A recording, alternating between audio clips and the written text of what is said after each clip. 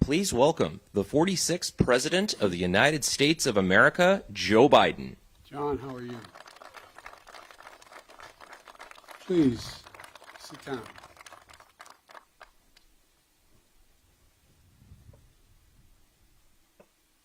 At last, the hour had come. Dawn, 6th of June, 1944. The wind was pounding as it is today, and always has against these cliffs.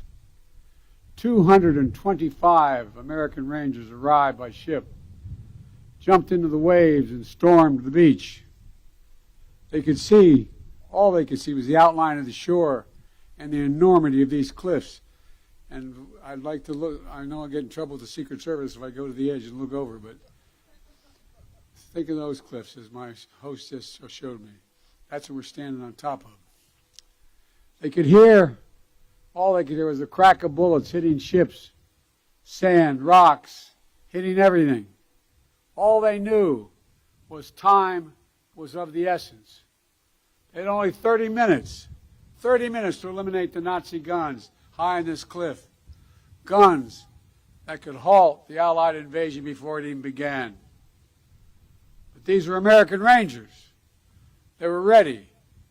They ran toward the cliffs and mines planted on the beach by Field Marshal Rommel, exploded around them, but still they kept coming. Gunfire rained above them, but still they kept coming. Nazi grenades thrown from above exploded against the cliffs, but still they kept coming. Within minutes, they reached the base of this cliff. They launched their ladders, their ropes, and grappling hooks, and they began to climb. When the Nazis cut their ladders, the Rangers used the ropes. When the Nazis cut their ropes, the Rangers used their hands. And inch by inch, foot by foot, yard by yard, the Rangers literally clawed their way up this mighty precipice until at last they reached the top. They breached Hitler's Atlantic Wall, and they turned in that one effort the tide of the war that began to save the world. Ladies and gentlemen, yesterday I paid my respects at the American Cemetery just a few miles from here, where many of those Rangers who died taking this cliff are buried. I spoke of what the fallen had done to defend freedom. Today, as I look out at this battlefield and all the bunkers and bomb craters that are still surrounded, one thought comes to mind. My God, how did they do it? How were these Americans willing to risk everything, dare everything, and give everything? There were Americans like Sergeant Leonard Lommel from New Jersey. He was one of the first Rangers to jump off his ship and run toward the cliff. He almost was shot right above the hip initially, and wasn't sure, but he was. He kept going. At one point, he was scaling the cliff, and another Ranger yelled, "I'm not sure I can make it." And Lommel yelled back with every ounce of strength he had in him, "You've got to hold on." And he did, and they did. Americans like Sergeant Tom Ruggiero from Massachusetts. A German shell hit his boat as he was approaching the shore. Everything exploded. The sergeant was knocked into the freezing water.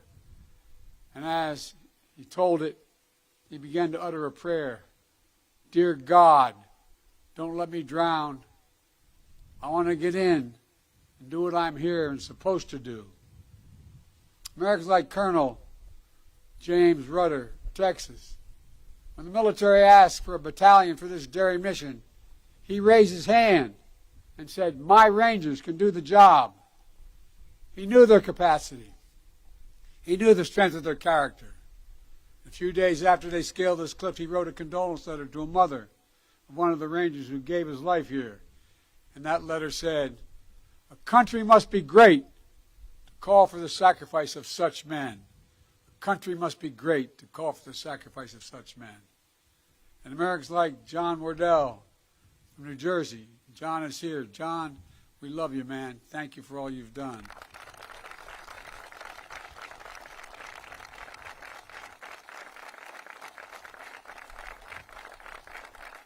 Deserve that and a lot more, John.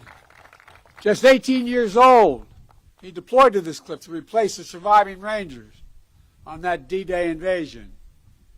He would go on to fight across France and Germany. In early December 1944, during one of those battles, shrapnel pierced his skull. But by Christmas, he was back, fighting with his unit. And here's what he said about what the notes he kept at that time.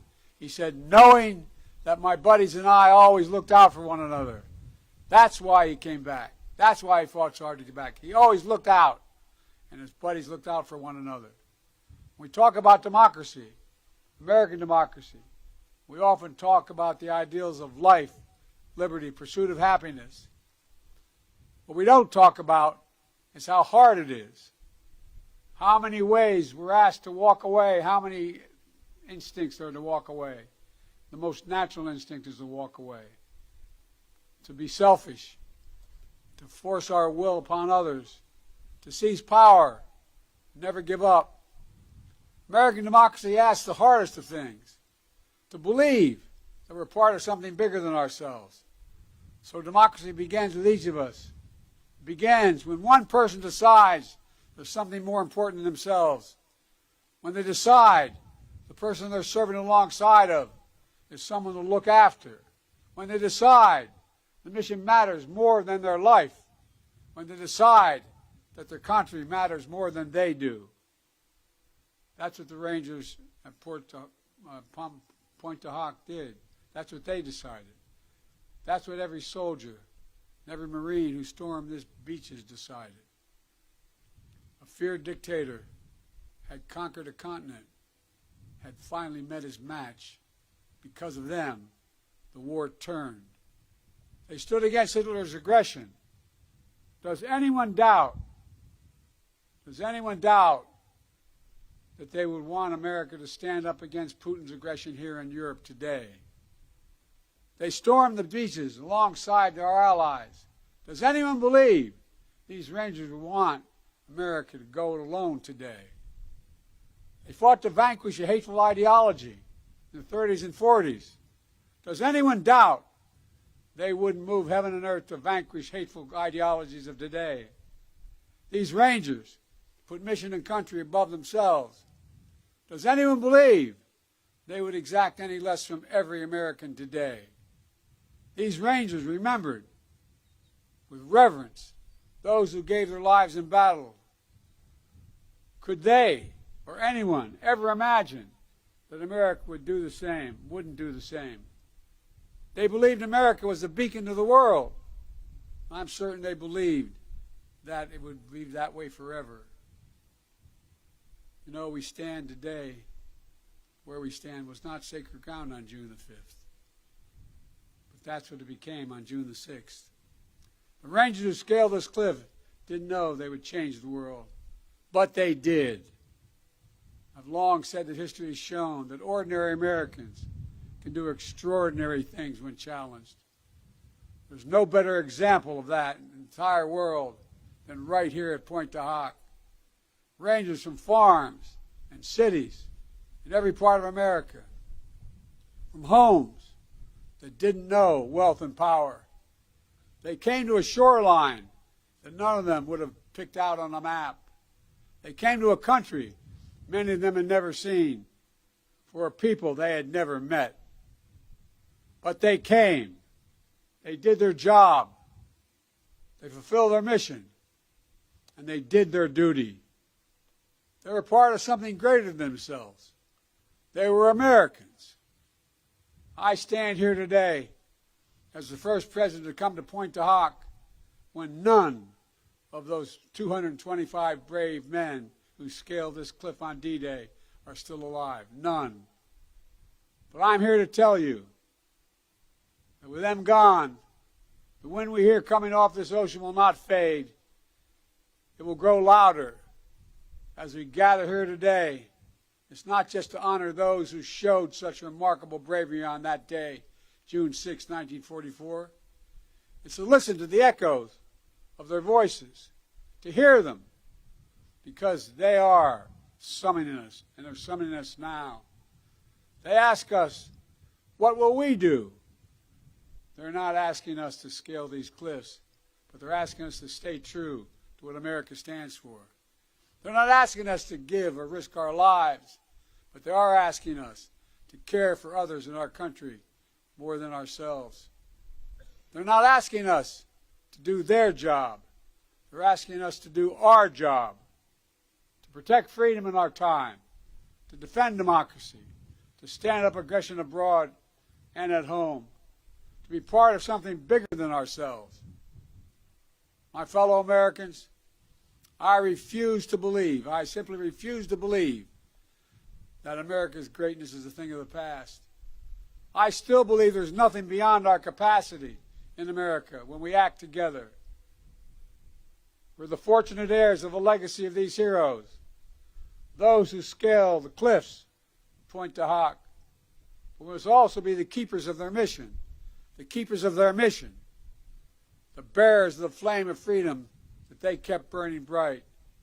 That is the truest testimonial to their lives. Our actions every day to ensure that our democracy endures and the soul of our nation endures. To come here simply to remember the ghosts of Pointe du Hoc isn't enough. We need to hear them. We have to listen to them. We need to listen to what they had.